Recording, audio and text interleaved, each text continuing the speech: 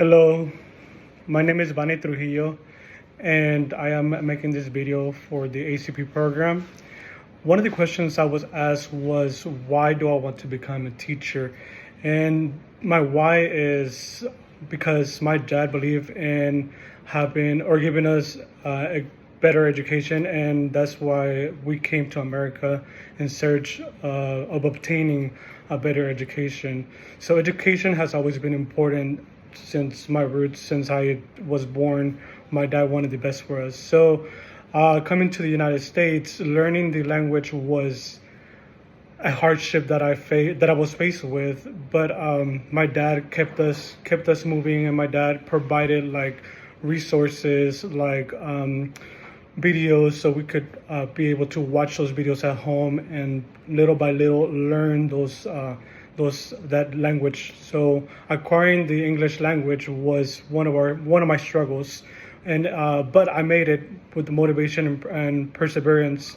So as for teaching, I believe that that's going to be one of my challenges, is helping those students in need, just like I was once helped by the teachers and my parents in acquiring that English language, because we still do see students sitting in those classrooms, coming from different parts of the world, coming to America, wanting that same dream, that same opportunity that I was once reaching out for.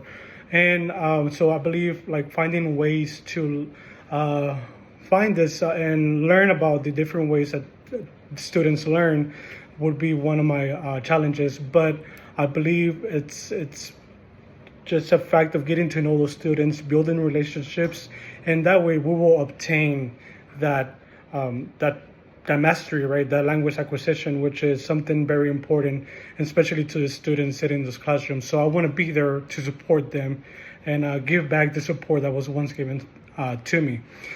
And being through the program in Dallas College, it has helped me, and I have been developing and new like skills. I have been learning about different ways of teaching, the different styles of teaching, the different ways that students learn. Some students, especially the bilingual students, are learning through visuals, through auditory, like kinesthetic learning. I want to provide those things for the students, because this is going to be changing the way that they see their education. You know, supporting them daily, practice will get them there. That's what I believe. Throughout my residency program, my mentors have taught me a lot, and I have received so much professional feedback from them. One of those feedbacks was focusing on student data. And I was like, okay, so what are you going to do with that data? They were like, well, Mr. Trujillo, this data will help you understand, and then this will help you prepare your lessons. So I was like, okay, that's interesting for me to learn. And it's common sense, right? Those data results from student testings and formatively assessing them daily, you're obtaining data through that, and that data will help you modify your lessons. And that was one of the feedbacks that I got from them, and I was like, okay, I will take this, because they just pretty much told me that understanding the data and being able to read that data of every single individual students, then you'll be able to put students into small groups, whole class instruction. You're able to tweak your lessons. And another one was actually being just being adaptable, and also being aware that change could happen any minute. However, if you are prepared for that change, your lesson plans, you're able to modify them, and change will happen, and it's okay. But being able to adapt to that change is something that you need to have, like, pretty much have already internalized. Once you internalize your lesson, whenever those changes occur during the middle of a lesson, you're able to proceed and adapt quickly to change. So that's one of the things I've actually learned throughout the residency program. I'm pretty adaptable too. I adapt to the climate I am in, and then that helps students, because not everything is going to be as perfect as you plan it. So you have to be pretty much understanding your data and be able to open to change and be adaptable.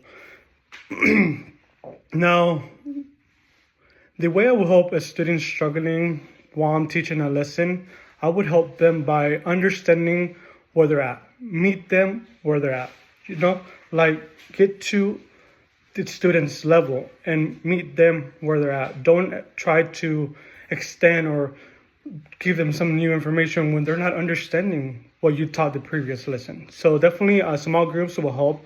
Providing those visuals, once again, like I said, providing some kinesthetic movement. Every student learns differently. So being able to understand that student and being able to put aside and go into one-on-one instruction, figure out what's going on. Like, why are you not understanding? Are you not understanding the concept or the content? Like the concept or procedural skills of that student, it's definitely very important to understand. So definitely in small groups and just being aware, formatively assessing that student that's struggling and being able to meet that student where they're at. Now, I'm asked to about classroom management. Classroom management is very important, and it has to be something that's set right off the bat.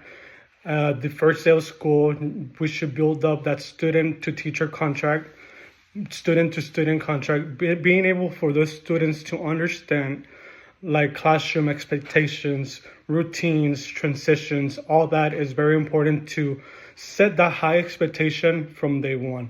And then being able to just hold yourself accountable and hold students accountable of if there's a negative behavior, there's a positive behavior. Now, if the student is being disrespectful to me, definitely breathe, think, and then put the student maybe on the calming corner. Make sure the student is able to relax too. Don't just meet the student right there at that aggressive behavior or that challenge that is facing right in front of you. So being able to understand the student, how the student is feeling, give the student some time, and then talk about it one-on-one. And then now, if it keeps on happening and the problem is just elevating, I'll definitely try to talk to the student again, try to talk to a parent to see and to just understand why the student's behavior is arising. Now, when you talk to the parent, make sure that there's clear expectations and understandings of the message you're trying to convey. Now, if it's something out of my control, definitely get the school counselor involved and then just take it from there. But definitely try to resolve the problem in class first, then maybe talking to the parent to see what's happening, and then finally counseling. Thank you very much for this opportunity, and I hope to hear back from you soon.